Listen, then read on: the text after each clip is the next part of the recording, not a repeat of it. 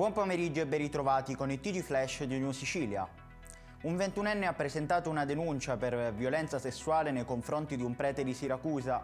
Il giovane ha accusato un parroco di Francofonte di aver abusato di lui da quando aveva 9 anni fino ai 18. Il ragazzo ha anche detto di aver presentato una denuncia al vescovo di Siracusa, Francesco Lomanto. I carabinieri di Catania hanno arrestato un pregiudicato catanese di 40 anni indagato per detenzione ai fini di spaccio di sostanze stupefacenti.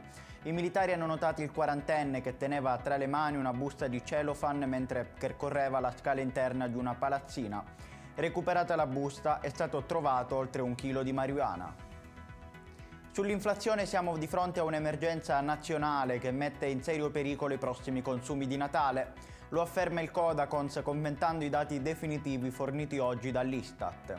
Il professore Francesco Tanasi, docente dell'Università San Raffaele Roma e segretario nazionale Codacons, spiega che l'inflazione all'11,8% è una minaccia reale per la salute del paese, determinando una stangata record per gli italiani.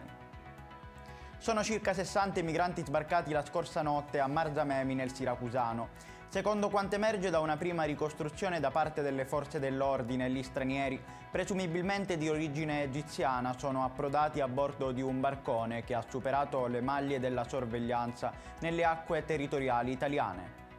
Ed è tutto per questa edizione, il prossimo appuntamento sarà alle ore 18.